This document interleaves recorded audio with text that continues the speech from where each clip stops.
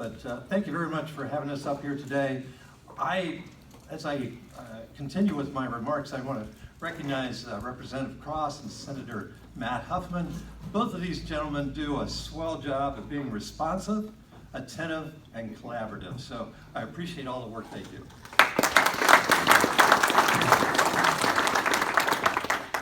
I'd like to tell you that this past year we were excited to have our revenues exceed our expenditures for the first time in a number of years. And I think that's something to shout about. I'd like to thank our fellow electeds like Sheriff Randy Dodds and Mr. Coleman, our county engineer. I don't know that we've got any other electeds here, but it's the team that gets this done for you folks here in Logan County. And it's been a privilege to work with these folks over the years. As I go forward, you've heard us talk for, 6 years about the floodplain maps.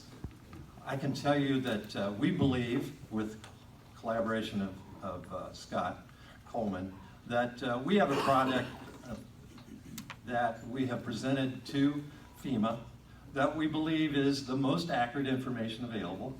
And there are some winners and losers in property owners, but we think that it is the best available data today, and I think that it will provide an asset to property owners as they want to appeal their floodplain designation, as well as the county engineer and the sewer district. And speaking of the sewer district, I have in the back of the room Brian Schultz, directs the Indian Lake, Logan County Water Pollution Control. So we have Brian back there, and that leads into, we have some projects coming up with the sewer district.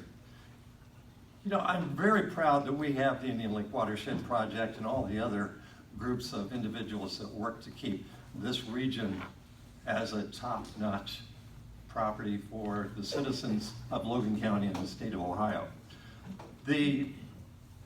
I've lost my train of thought, but I would say that we have part of that challenge to us is to protect the lake and the water quality throughout the county as best we can.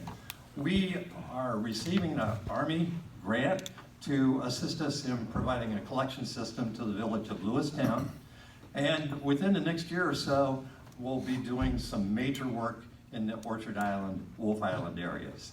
So if you want more information about that, call Brian. I'm sure he'd be glad to speak to you about it. Another thing that is a topic that comes up recently is the census. This is the year of the census. It's very important for all of us to be engaged and to encourage our friends and neighbors to become engaged in reporting to the census. It means a lot to us when it comes to federal dollars that come this way, and I feel very fortunate that we've been able, as a county, to have support of the state and federal government in funding various projects. Our community development block grant project coming up is over $1 million, and it's going to the village of Lakeview. There's going to be home demolitions, there's going to be park improvements, there's going to be drainage improvements, and there's going to be improvements to the water supply system. So we're very pleased to be a part of that.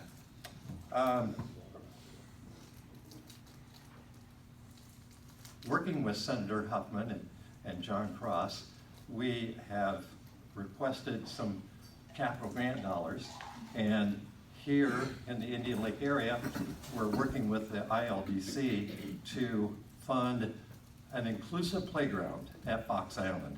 So that's another project we're working on. Did want to say that we have recently joined the Mid-Ohio Regional Planning Commission.